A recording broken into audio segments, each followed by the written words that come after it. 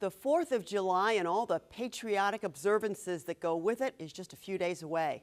This nation's fight for independence has been followed by other armed conflicts in which proud Americans have served.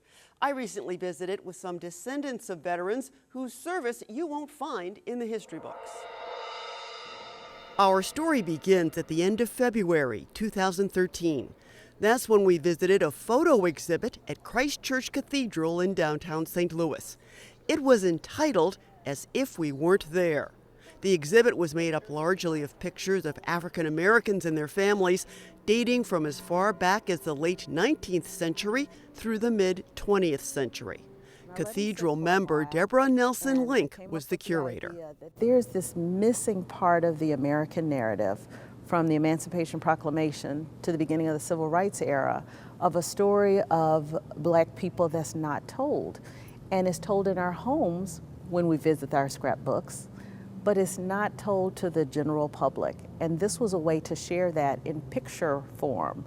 Link grouped the photos into categories, and the one that captured our interest the most was the section on blacks in the armed forces. One of the things that we don't see enough is blacks in the military. And so people donated lots and lots of pictures, and all the way back as far as World War I and other World War II veterans and some Vietnam veterans and men and women in the military. And I like to show those off. There's a picture of my dad. On the left? Yes. Link's father, Sergeant Clyde Nelson, led a platoon of 32 men and 16 trucks in the Transportation Corps during World War II. He supervised the servicing and maintenance of those vehicles during assignments in the United Kingdom, France, Germany, and the former Czechoslovakia. I was digging through my dad's things and after he passed and found some information about his time in the military. A few months later, we met at Link's home along with 4 other people who lent pictures of their loved ones who served in the military. The other things I found, this was interesting because it's so careworn. A Bible that was issued to soldiers, and it was issued by Roosevelt, and it's got some markings in there. And every once in a while there are little pieces of paper with scripture and different things that he would read, and little corners of pages torn down. And so he had definitely used this. This saw a lot of service. These wedding photos of Lieutenant Homer Nash, a physician, and the former Marie Graves were taken about 2 months before he boarded a ship bound for Europe in 1918. Dr. Nash had practiced medicine in Atlanta for 7 years when he joined the Army's Medical Reserve Corps and served in World War I. He was promoted to captain before his honorable discharge. The Nash's granddaughter, Dr. Allison Nash, read a few excerpts from letters her grandfather wrote to his bride from France. Today has been very busy on our front, and we have had a large number of patients. Your husband personally handled over 100 patients each day. And sugar, when night comes, I am really some tired. We are very busy trying to wipe out the Spanish influenza over here. For we have had and are still having a lot among the soldiers, but we have it have it in check. First Lieutenant Albert Bentley, Dr. Nash's maternal grandfather, also served in World War I. She says he was posted in France, but has yet to learn his specific duties. After the war, the Memphis, Tennessee native became an insurance executive in Columbus, Ohio. Dr. Nash's father, Homer Nash Jr., was an infantryman in World War II, the 92nd Division. He took advantage of the GI Bill when the war ended to go to medical school and follow in his father's footsteps. Our grandfather, our father's father, was in World War I, in the military. He was a veteran.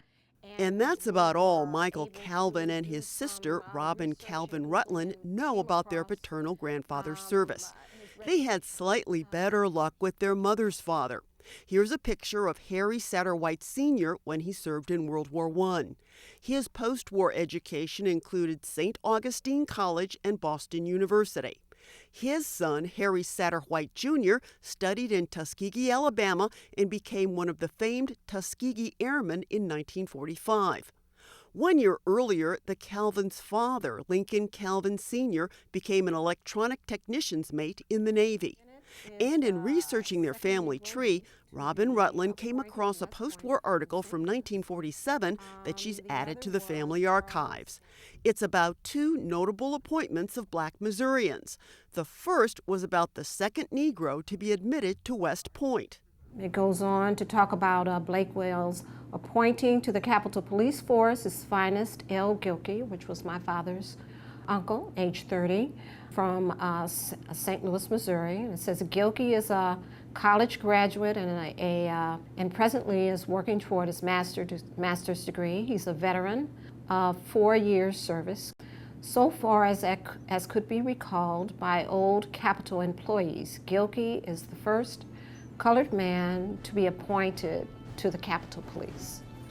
African Americans leapt at the chance to serve their country and to prove their loyalty and abilities when the U.S. declared war on Germany in 1917. Some 350,000 black men saw action in World War I. And even though the American armed forces were segregated, black soldiers fought side by side with Allied French troops. In World War II, about 1.2 million blacks were in uniform in Europe, the Pacific, and the home front.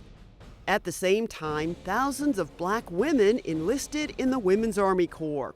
Those WACs included the mother of Linnell Jackson. Jackson was not yet born when her mother, Eolus, a young widow, signed up and was made a first sergeant. To the service, and she was one of a family of 12 kids. So there wasn't a lot of resources and things in her family. So military life offered her another family that was maybe smaller and intimate and going through the same things, but a chance to travel, which she probably would not have had a chance to do otherwise. These photos given to the sergeant with loving inscriptions from the WACs in her charge indicate how much Eolus was admired and respected. She found friendship and she found love with Lieutenant Leonard Grant. He became an orphan at a young age and was raised in Cleveland, Ohio by 2 single uncles. And then he went into the military from there. He graduated high school, went into the military through the draft, and met my mom and brought her back to Cleveland, so that's where we were raised. Many black veterans of the world wars rarely talked about what it was like to fight for a country that had not yet granted them equal rights. But Deborah Nelson Link recalled one time her father let something slip. The white German soldiers were lined up and taken in the mess tent, and they were allowed to eat first because they were white.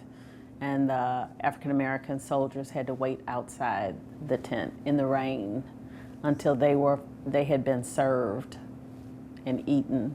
And then it was their turn to eat, and it was just because of skin color. And those German soldiers were prisoners of war? They were prisoners of war, but they were allowed to eat first. That only deepens her admiration for the generations who did their duty in the face of prejudice. The Christ Church Cathedral exhibit of family photos was intended to show people of all ethnic backgrounds belong to the family of man.